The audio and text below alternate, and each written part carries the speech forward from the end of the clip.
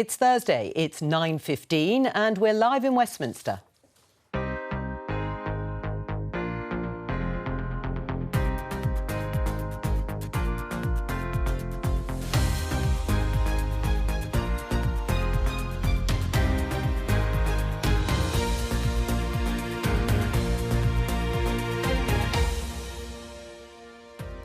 Joining me today, the Conservative MP and former Children's Minister Tim Lawton, the Labour MP Lloyd Russell-Moyle, Miata Fahnbulleh, the Chief Executive of the Left of Centre think tank the New Economics Foundation, and the independent peer Claire Fox. Today, the Euros are blamed for a rise in COVID cases. I think there is an association between that and some of the cases we've seen in recent days. Should Wembley and Wimbledon still welcome capacity crowds later this month? To catalyse the housing market and boost confidence, I have decided today to cut stamp duty. The year-long holiday for the property tax ends today. Has it been a success? What do you prefer to go as? When you know someone's pronouns, it's respectful to use them. Companies are educating their customers about LGBTQ rights, but are they ranging beyond their brief?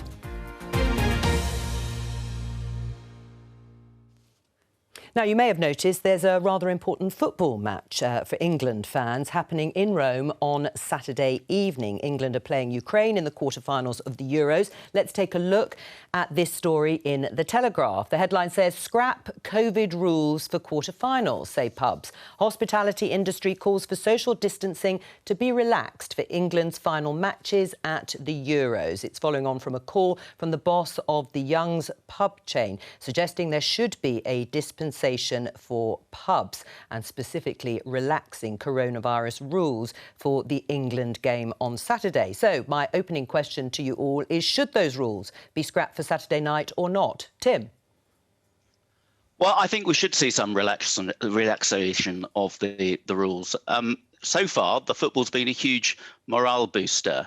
And frankly, if you don't allow people into the stadium, or you don't allow people into pubs or other areas where they can be stewarded in some way to abide by social distancing and other rules, then fans will find other ways of celebrating at home in confined spaces where all social distancing and any other rules go completely out of the window. And it's interesting that this bout they've had in Scotland with fans returning from London, having been told not to go to London, only a very few of them were actually in the stadium in Wembley itself. They found other ways of watching the football in large groups. So it's not the pub's fault. Well, we'll talk about that in a little more detail. Lloyd, do you think they should be relaxed, specifically the coronavirus rules on social distancing for the game? I'm not sure that they need to be relaxed specifically. I think it's important that people are allowed to meet outside and in public. And Tim is quite right that the most dangerous area for people to be meeting is in people's homes with windows shut and stuffy groups of people in small houses. What we need is for people to be able to meet and socialise and enjoy the games outside in public, because that's much safer. If the rules need to change to make sure that that happens, then of course that should follow. But I'm not going to knee-jerk say it needs to change or not. I suspect it is possible within the rules broadly itself, and it might mean that local councils and other businesses working together can step up and use more creative spaces, church and village halls. I've seen it being watched in football stadium around the country as well. Local non-league football clubs showing it on a big screen in their club where people can social distance. So I think what we need to do is make sure those things are done, and businesses and local councils have a role to work together to make sure that can happen. Well, I mean, Claire, pubs in England currently have to follow the rule of 6 for custom indoors and only table service is allowed. Should that go for Saturday evening? I actually think that hospitality doesn't need these rules in general at this stage. So I'd like to see them scrapped, not just for the football match. I think the problem for pubs and hospitality is that regardless of those rules, people are going to ignore them. I don't know if you saw this. I mean, this is England playing football. I mean, for goodness sake. And they've just had a win.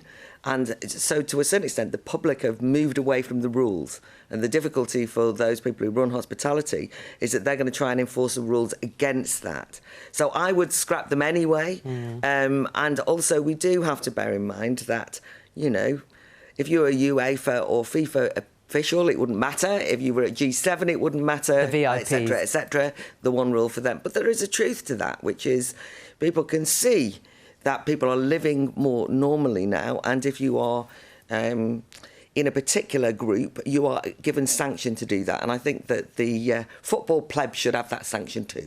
Right. Well, on that, Miata, what's your reaction? Do you think people will ignore it anyway? It would be difficult for pubs to enforce. Well, it will be hard for pubs to enforce, but we are still in a global pandemic. And the key thing at the moment is that there's a race between vaccinating as much of the adult population as you can, because the Delta variant still, it's only 30 vaccines with one jab is only 33% effective against it. So I don't think just because we have a game, as uplifting as it is, as exciting as it is, that we should rush to relax the rules, particularly in pubs indoors where we know the risk of transmission is high. All right, well, let's pick up on your point about safety, Miata, and take a look at The Guardian front page. Fears over mass events after 1,300 travelling Scotland fans get COVID. Now, this is new data from Public Health Scotland. As you can see, the figures there of people testing positive for coronavirus after that game. Some scientists have raised concerns about the government's plans to allow even more fans, some 60,000, into Wembley Stadium for the semi-final and final of the Euros. And, of course, it's not just football. There's Wimbledon too, going to host 15,000 fans on Centre Court for the finals. Are these big sporting events with so many people then, Tim, a sensible idea?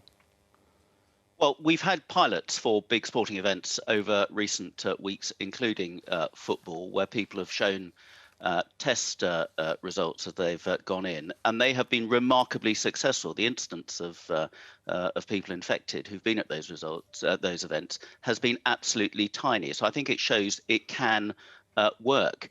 And look, we have got to get back to as high a degree of normality as possible. This pandemic has gone on, the lockdown has gone on for more than 15 months in this country. We now have over 85% of the population who've had a first dose and approaching 2/3 who've had a second dose.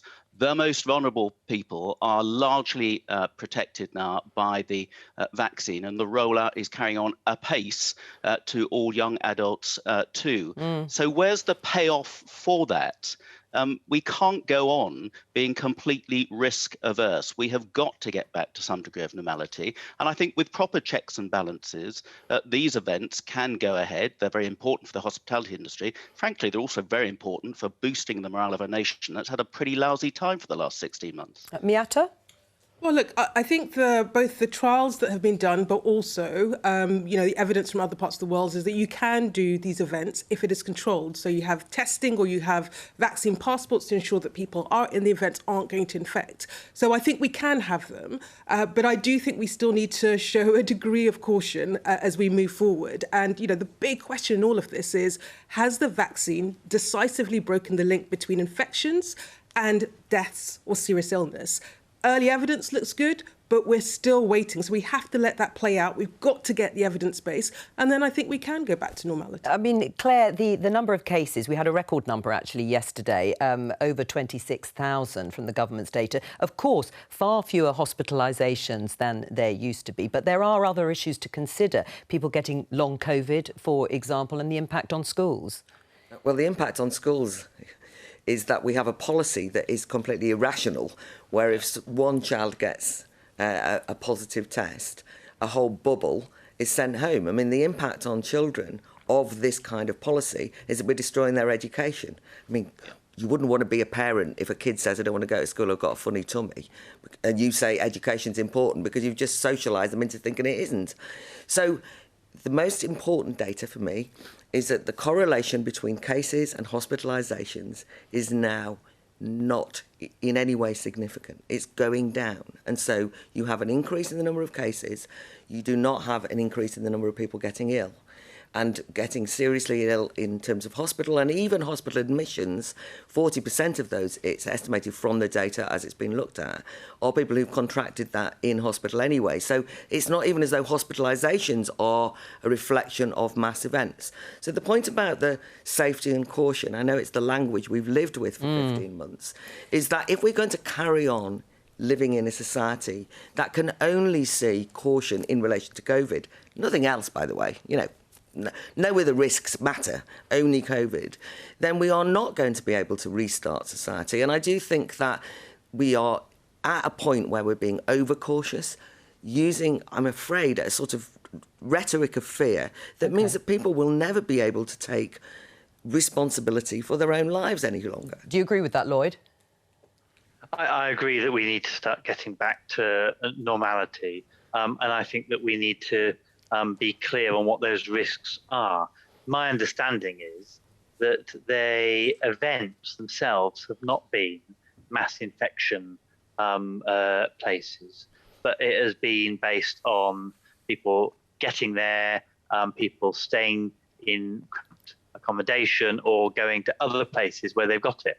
So I also think that we need to understand where people are getting it, not just attach it because they happen to have supported the football. It must be dangerous to go to a stadium. That's not what the evidence that I've seen seems to be showing, and that's not what the trials seem to show. Well, and we found the same out with beaches, didn't we? Everyone at the beginning screamed and shouted about people on the beaches, and all of last year there was not one infection that was recorded, and not one hospitalisation, of course, on a beach in the whole of Britain. So come to our beaches and enjoy them, and let's stop the idea that you've got to be enforcing kind of rules that are no longer needed. Of course, we need to monitor this situation carefully. Yes. We haven't yet completely broken that link between rising cases and hospitalisations. Hospitalisations, my understanding, are going up, but deaths are not. And that is important, because this is something we live with now. This is not something we can eradicate. Even Australia, that went for that kind of eradication approach, is now getting outbreaks of this. We locked down to vaccinate. That was the key, and that's what we've now done. Well, I like the promotion of coming to the beaches if the weather improves a bit more. See this in the Evening Standard headline, exclusive, now let's dance, clubs to reopen with no COVID tests or vaccine passports. Health checks are too much hassle and no exceptions for July the 19th lifting. So should they be open, nightclubs, and unrestricted, Miata? I mean, I think if we're still at the stage where we don't have the majority of the over 18s double vaccinated, I think that's highly risky, not least because it will be the younger age groups that will be going to these nightclubs, although there are older people that go and like a dance.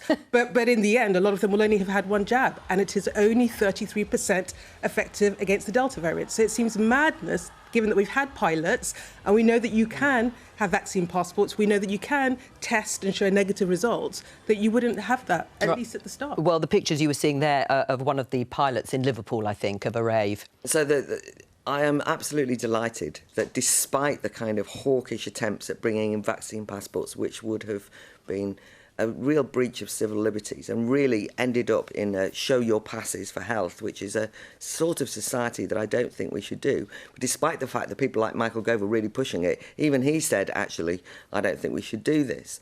The other thing is that it is true that generally the old and the vulnerable don't go out clubbing. So the other thing is that young people might well... Speak for yourself. You're not that old. I am old, and I don't.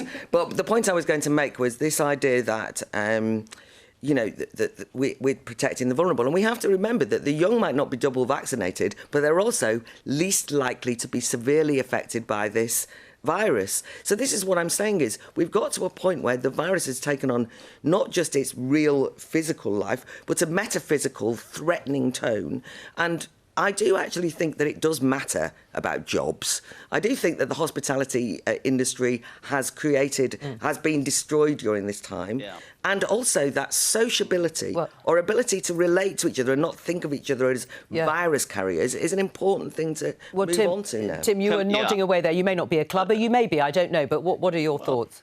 I may be, yeah. But I mean, look, I completely agree with Claire. Go anywhere in the West End, and I've got three kids in their 20s in London, they are finding other ways of socialising, and I'm afraid not abiding by the rules. I went to the theatre this week for the first time in, 18 months. And in that theatre, there were people employed to hold up signs saying, please keep socially distanced, please don't talk, please don't eat, all these sort of things. We had to sit apart.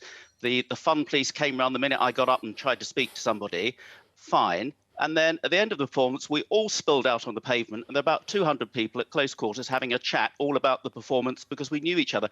I'm afraid if you try and control people in one way, it will just come to nothing another way. So for goodness sake, let's be sensible. Right. Let's open up and let's use a bit of common sense and not wrap everybody up in cotton wool, and learn how we do live with this pandemic going forward, given that many, many people are now protected. Right. Miata, do you think everyone is a COVID hawk now in Westminster? Do you think there is a shift towards that 19th of July reopening? I think momentum's moving towards the 19th of July, but I think the key indicator is still the pace of the vaccine programme, which, to be fair, has been pretty phenomenal. And I come back to, the strategy was always vaccinate, break the link, and then we can open up. And we're so close to that. Why would we move away from it? All right, we're going to talk about some economic news. There's quite a bit of it around.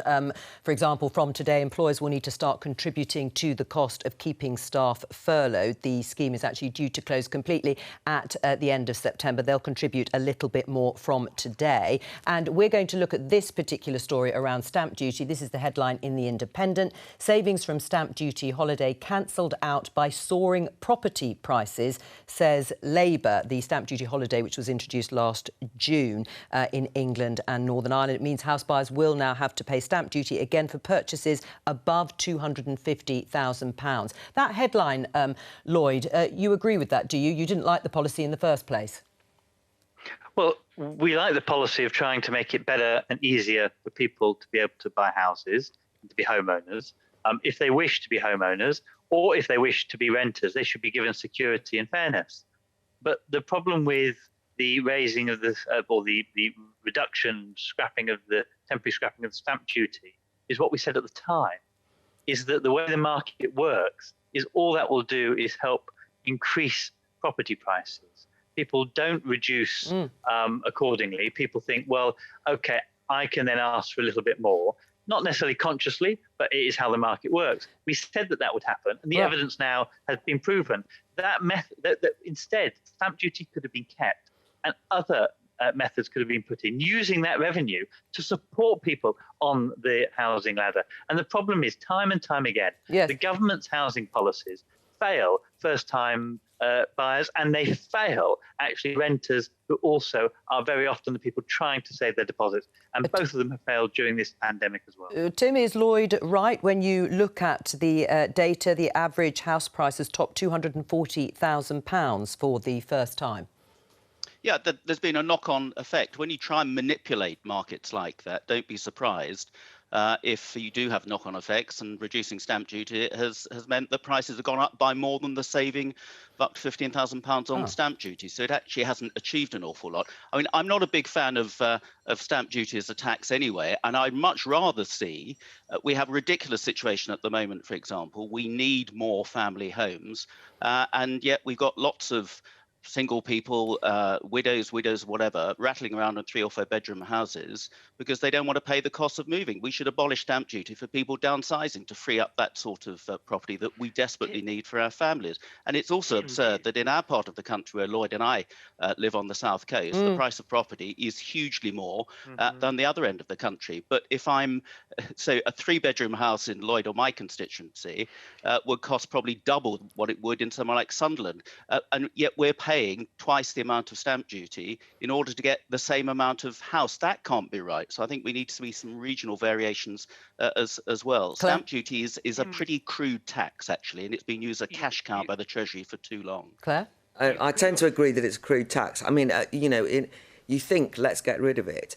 But it's been explained that doesn't quite have the effect that you want it to. But I think in general, the sort of sense of encouraging people to buy homes and helping first-time buyers and all the rest of it is all very positive.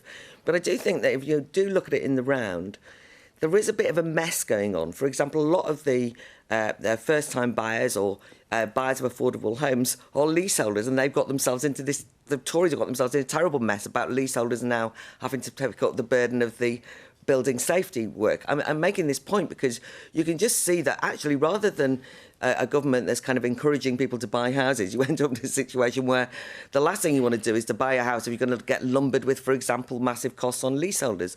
And or you're in a situation where the big problem is that just we're not building enough homes. Right. And I think that has to be our priority rather than this kind of twiddling around in the centre. Put it into some context, though. Has it worked? We've heard both from Lloyd and Tim there are sort of unforeseen or not unforeseen consequences, aren't there, to a policy like this? But did it get the property market moving during the pandemic? I mean, it definitely stoked up the property market. So if that was its aim, it achieved that. But its aim was to try and get people on the housing ladder. Yeah. And so you have to go to the question of affordability. And actually all it's done by boosting up prices is lock out more people from the property market. Claire is right. The only way you solve this problem is by building more. You know, the only time in which we didn't have a housing crisis was when the public sector, by the way, was building homes, councils, housing associations, backed by government funding, in order to ensure that supply meets demand. Unless you do that, you're not going to fix the problem. Right, but Tim also suggested, Lloyd, that stamp duty should just be abolished. Do you agree? Well, what Tim put his finger on the nub of is that we have a system of taxation, not just with stamp duty, but with council tax. That means you can be rattling around a big house and paying disproportionately less tax and less incentive to move. To a smaller house, we have a tax system based on land and property that is not fair or proportionate. And at the same time, we have a renters market where renters are given no security. And so actually renting in the long term is not an option for people who want to put down roots in the community anymore. We need proper rental reform. Many people will want to rent for the long term, if not for the whole life. That should be welcomed as well, instead of pushing everyone into a buyer's model. But that is impossible now in the private rented sector because of a short-hold tenancies, which means you can be kicked out every year and you have no roots that you can put down. We need to transform this market. And it's not just, I'm afraid, about building houses. It's about getting the policy right and getting tax right, to having a proper land value tax and not just a council-based tax, which actually benefits those in big houses and not those in small houses. Right, Tim, and to be clear, you just thought the stamp duty holiday was a mistake?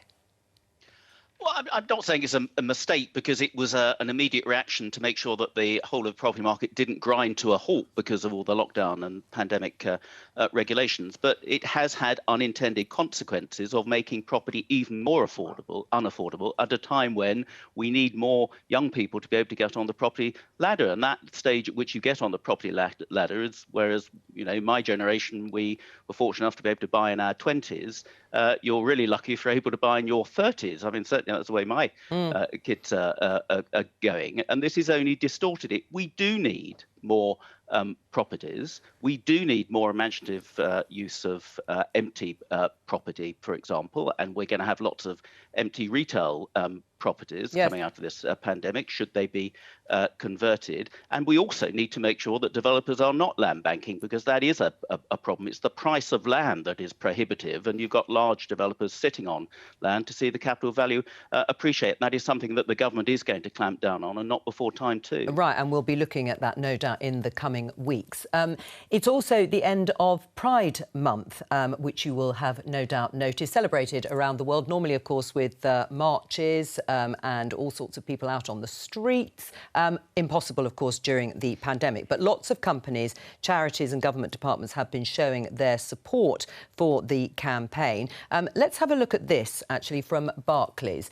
He, him, she, her, they, them. Pronouns may just be a few letters, but they can mean everything. David explains how asking someone which pronouns they prefer instead of assuming can make all the difference. Let's have a listen.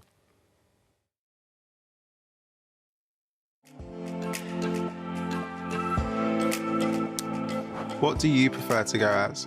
When you know someone's pronouns, it's respectful to use them. If you don't know, just ask. It might be a few seconds of discomfort, but it's much better than misgendering someone in the long term. Now, this has been criticised, Claire, by some online, people wondering why their bank is actually supposed to be looking after their money and not teaching them lessons in social etiquette. Or is it an example of a company like Barclays showcasing their commitment to equality? Well, there's a series of these ads from Barclays, actually. and they explain that this is them teaching you how to be a good ally. And there's a gender identity one as well, in which it's very clear that you have to go along with a particular way. And one of the characters or the people in one of these films says, you must wise up. Now, I just want to get a bit of perspective on this. This is a bank. A bank, this is teaching ordinary people the correct way to speak, telling them the way that they should behave. Now, in, bit old-fashioned lefty me, I happen to think that the capitalist class dictating how people should live their lives, what they should say, and shouting and telling them off if they get it wrong, is condescending, patronising, and dangerous. Right. And I think this whole kind of nature of CEO activism that we've seen in a broader set of circumstances, not just during Pride Week, is something which I feel very uncomfortable about. And it is true that, Barclays, in my day, we were boycotting it over apartheid. But it is also the case that one of the things that came up on social media was the number of people who said, Barclays, you're not answering the phone. I can't get you to give me a loan for a house. You've sold me out. You've sold me a PP. You've done all these things, right? Can you do the bit that you're meant to do well and stop lecturing us in the meantime? And they're right. So my view is that actually any individual or organisation should be promoting messages of diversity and inclusivity. Why? Because I think it reinforces it, because I think it locks it in as a social norm. Having said that, I also want to see Barclays be as progressive on its lending operations, on greening its financial operations, on thinking about social purpose when it lends. So there's a whole host of things it needs to do. But I think when it does something that is good, we should say it's good and say, please get the rest of your house in order. And do you think it actually contributes to a more mainstream discussion, then, of these issues? I think it does. I think it does. And actually, I think people that you wouldn't expect, you'd expect the kind of liberal lefties, you'd expect, you'll call me a woke, you'll expect the wokes to say this, but when you hear it from quarters that you don't expect, I think it both generates debate, which is a good thing, but it starts normalising things that, quite frankly, should be normal now. Excuse me. It doesn't generate debate. I hate the word woke, by the way, so I'm not going to use that. It doesn't generate debate. It tells you that there is no debate. It tells you that you need to follow this prescriptive, quite narrow set of guidelines about how you relate to people, or you will be considered to be some kind of backward Neanderthal, because it basically says you will not be an ally, you will not help us if you don't follow the rules. And what I'm saying is that that's not a debate, that's an instruction, and it's an instruction from on high. And I actually disagree with the messages in that. But of course we know that that must mean that I have somehow got some unconscious bias. But actually, for example, I'm a gender critical individual who happens to think that some of the issues need to at least be opened up and discussed. Not told that I have to recognise that somebody is a woman when they are, in my view, biologically not a woman.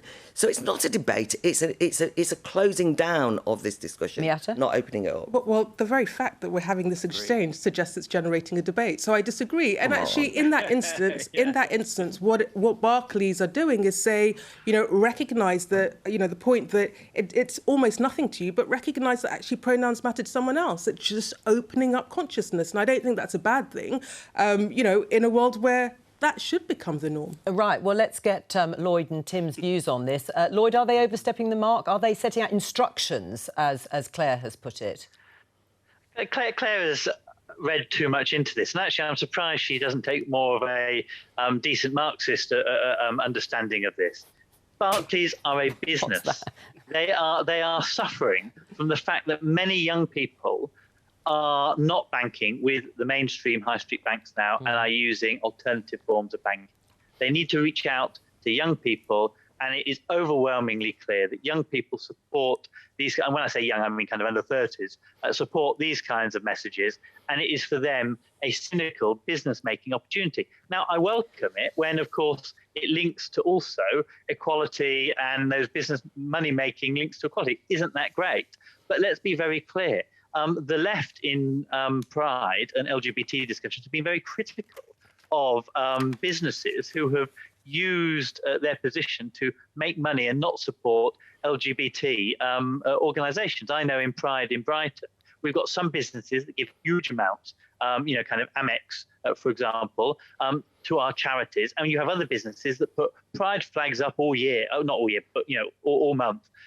And like Sainsbury's in the gay village, but gives almost nothing to the local community support foundation. So yes, businesses use it cynically. Some businesses go above and beyond. But in this case, unless I know that Barclays is actually making some financial donations, I'm going to take it as an assumption that this is a business-based decision. It's great that it coincides with my views of equality and how I think the world should work, but I'm in no delusion to think that it's about Barclays telling us anything. It's about Barclays marketing. Tim, how do you see it? Is it a cynical ploy? Well, I just despair. I completely agree with Claire. I don't bank with Barclays, but if I did, it's because I want them to look after my money properly and give me sound investment advice. Great that they're an equal opportunities employer. I want to see that from everybody. I'm a bit more concerned about their policy towards investment in China, as somebody who's been sanctioned by the Chinese. I don't want them investing in slave labour in Xinjiang. Those are the things I'm concerned about most of all, not their policy on misgendering. Now, I'm all for being respectful to other people. Absolutely right. We were always taught that as children. I don't think it's respectful to be told how to be respectful and their particular interpretation.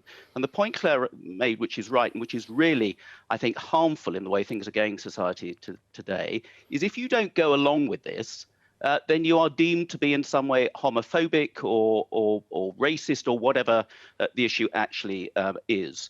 So you've got organisations like Barclays who are being advised by certain what now is known as woke organisations who are trying to set down the rules and challenge other people that if you don't agree with them, then you are at fault and you are the one who's got a problem. If somebody wants to be called in a certain way and they tell me that, absolutely fine. Lots of people say, I'm not Miss, I'm Ms. Fine, I'll address them as Ms. I don't need to be told how to be respectful in dealing with other people. And I prefer Barclays put the money from this advertising campaign in employing more real people that I could speak to when I need advice over the phone. Because at the moment, I'm fed up with dealing with automated machines. Lloyd, you were shaking your head.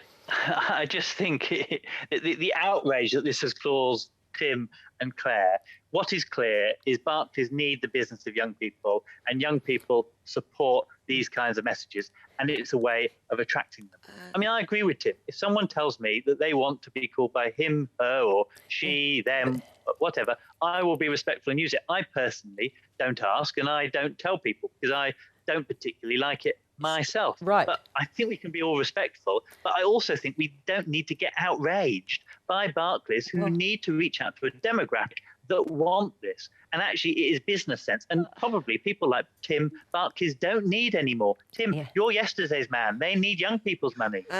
Tim, I mean, it's not just Barclays. I'll come back to you, Claire, in just a minute. Of course, it's not just Barclays doing these kinds of things and supporting the campaign. But on the issue of telling people, instructing people how to behave, Lloyd, can you address that? And I'll go back to Tim. I mean, I don't think they're instructing or telling. I mean, I think this is where Tim and Claire have kind of got their knickers in a twist a little bit here. They are putting a promotional advert out about how some people would like to be addressed. There is no punishment if you don't follow that. It is an information video that is also a promotional video for Barclays. Lots of companies and organisations have done it. Dove, when they did their positive body image campaign, etc. Lots of corporations do it. No one is telling anyone what to do. No one is forcing anyone what to do. No one is cancelling anyone else's voice. It's all a nice big debate where people are free to say what they want, but most of all, people should have respect for each other. Easy peasy. Let's move on. Right. Tim? I'm not getting outraged. I don't think Claire is either. I'm just exasperated by this. And Lloyd is wrong. There is actually a very insidious punishment here, because if you don't go along with it, if you don't agree that this is great, of course it's all easy peasy, let's move on, then you are identified potentially as, in this case, homophobic, transphobic, or whatever. And there are people who are setting the norm of what is acceptable and challenging people who question that norm, that therefore they must be phobic in some way. And that is what is wrong. We can have a sensible debate about this, but Yes. I do not need to be told how to be respectful by a bank like Barclays, who's got some serious problems and certainly has had serious problems in the past with the way it handles people's money and manipulates the markets. So I don't need to be preached to by Barclays now. I want them to look after my money if I bank with them, which you've I made don't. that clear, and I'll come to Claire finally. But Miata, do you want to respond? Yeah, I mean, look, there's a lot of outrage. It feels a bit faux outrage to me. I think two things. You sound pretty outraged. I think That's Tim's outrageous. point. I think Tim's point about the norm is a really key point because, you know, for those that are trying to promote diversity and inclusivity, I think the argument that they're making is it isn't normalised yet. So actually, a lot of people don't think about pronouns. A lot of people have never even heard of pronouns. And so you've got to foreground that in order to start shifting the norm. The point is the norm isn't where it needs to be, from my perspective, which is why we need to have these debates, why we need to have promotions. You know, Barclays is an unlikely voice, and in some respects is maybe a detractor because, you know, they're poor on other things, so maybe aren't the best advocate. But I do think we need to have the conversation. Final word, Miata's briefly. right. We need to teach kids more about pronouns in our schools. That's All right. one of the real problems. Claire, the final word to Claire, and then we're going to talk about something else. I think some of this is disingenuous. First of all, you should look at all of the ads that Barclays have put out, because if you think you've got the options that you don't want to necessarily show your pronouns, they tell us you have to. It's mandated speech. It's not free speech. And it's very important, I think, that whilst this can be battered away as outraged anti-woke types, which I can see is what's happening in this discussion, I'm simply asking the question about whether, for example, big business and corporates should be setting the norms for the majority of people. All right. And while somebody was saying, oh, well, this is for young people, it's not like old people like me. This, Sorry, Lloyd was making that point. Which young people? It's a particular political outlook, this, of a particular political viewpoint. And it's been, you know, lots of people want it to be the norm. And I'm suggesting that, how dare you? What do you mean you want it to be the norm? Well, so we'll get all these big corporates to tell us what the norms are in society. We're going to finish it there. I'm outraged at that. All right, we'll leave you being outraged for a moment, Claire.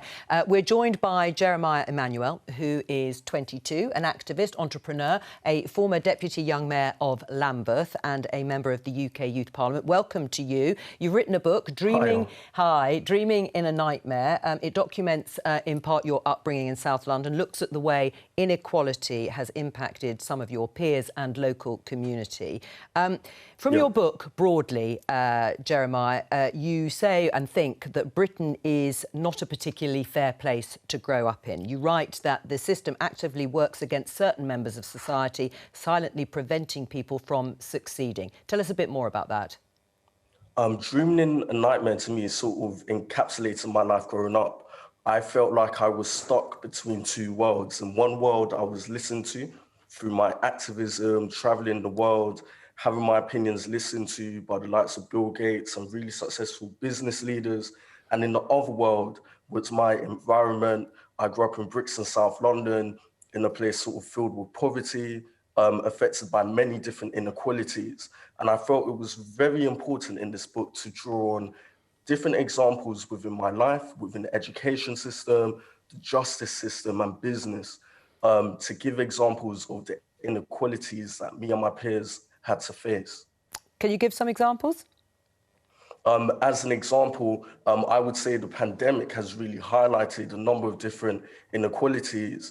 You know, we saw everything around the free school meals and the amount of organisations that really had to speak out, and individuals like Marcus Rashford to get the government to change their mind. We've also seen loads of digital inequality. I heard only a few days ago of a family of 4 with a mother working from home and her 3 kids studying from home, and they all had to share an iPhone in between them. So within the book, I talk about many forms of inequality, but also talk about the solutions and what we really need to do as a society to become more equal. Tim, is Britain a fair enough place to everyone if you just work hard enough? It's not fair enough yet, and we've made a lot of progress, but we've got a lot further to go. And I absolutely agree with Jeremiah, and the work that Jeremiah has done through the UK Youth Parliament and some of the activism he's involved in is really, really important. I mean, I was the Children's Minister when we rescued the Youth Parliament. It was in danger of going bust, and it is a fantastic platform to give young people a voice, and actually disproportionately from BME communities as well. This is what the government's levelling up agenda is all about. It's not about levelling up the North with the South, which it seems to be caricatured as. It is absolutely making sure that more people from really deprived backgrounds get those opportunities and an equal shot at competing in school, going on to university, to apprenticeships and skills and other things like that. We've made a lot of progress, but we've got a lot further to go. Right, and the pandemic, Jeremiah is absolutely right, has highlighted some of the inequalities, particularly people in cramped living conditions where you've got several people trying to work from home and be schooled from home, and you haven't got access to laptops and everything else to go with it. And of course, the higher fatality rate we saw amongst BME community members, and particularly those working with the health service. There's a lot of inequality still there. Right, and you've been in power, and the Conservatives have been in power for over a decade. Are you not just safeguarding the system that is entrenched in inequality and the sort of inequalities that Jeremiah talks about and writes about in his book? Absolutely not. And the Conservative Party is absolutely wedded to the principle and the practice of getting more kids from poorer backgrounds to be able to get to decent schools, compete on a level playing field with those who have the advantages of coming from middle class, better off households, and then getting on to higher education or apprenticeships or whatever. And the figures show that. And the educational achievement gap has actually narrowed under the Conservative government. So we've got a record to be proud of, but we want to go and we need to go a lot further. There's no pretense about that at all. Is it a meritocracy, Miata? Absolutely not. And look, the data speaks for itself. Your background still determines your life chances. You know, you take as an example, 77% of people go to private schools, and yet 66% of our judges, 59% of our perm secs, 44% of our broadcast editors are from private schools. So it's clearly not a meritocracy. And what's really worrying is that we're going backwards. Indicators on social mobility have been going backwards over the last 10 years. And, you know, my view is if you want to fix this, you've got to put in place a social guarantee, you know, a baseline which means that people can thrive. And that's part an income, enough income so that people can afford the basics. And you combine that with a package of public services, childcare, education, health, social care, housing, quality housing. You have all of that as a foundation, then people can thrive. But if you don't have that as a baseline, people fall below that net and it's incredibly hard for them to get ahead. Jeremiah, why do you think you've made it in those broad terms where other friends of yours haven't? I mean, what impact did school exclusions have? You know, I think there's so many educational inequalities to touch on. You know, in the book, I give examples of the effects of exclusions within school and the route that many young people go down after being dismissed from full-time education. I feel, you know, many schools are not doing enough to support young people, especially those that normally get distracted within school. There's actually an example I give of a school in South London called Dunraven, who actually adopted a zero exclusions policy. And we saw the really positive effects of that policy within the school. Right. So, yeah, I think even in terms of politics, you know, we're here debating different topics. I think a lot of the time it's a lot of political games and debates. You know, I believe all political parties need to identify a lot of these issues and sort of just come together and say enough is enough. What can we do to, you know, bring solutions to a lot of these issues? Jeremiah, thank you very much for joining us. Claire, we only have a minute left. Briefly, early intervention, would that be key? I think we've got a real problem with the bigotry of low expectations, and it's good to hear Jeremiah, by the way, talking about material inequality, because I do think if we're going to have social justice conversations, I'd like them grounded in something like this. I think zero exclusions from schools, which is a form of early intervention, I think, you know, say that to teachers. But I think the question is why so many people are being excluded, not to say they should never be excluded, but why teachers feel that they are unteachable. So these are the kind of conversations I want us to have, absolutely. And I don't want to be over fatalistic about early intervention. Apologies to you, Lloyd. Sorry. We've run out of time, but thank you very much to all of our guests. I'll be back on Monday at the earlier time again of 9:15, of course, and we'll discuss the result of the Batley and Spen by-election happening today.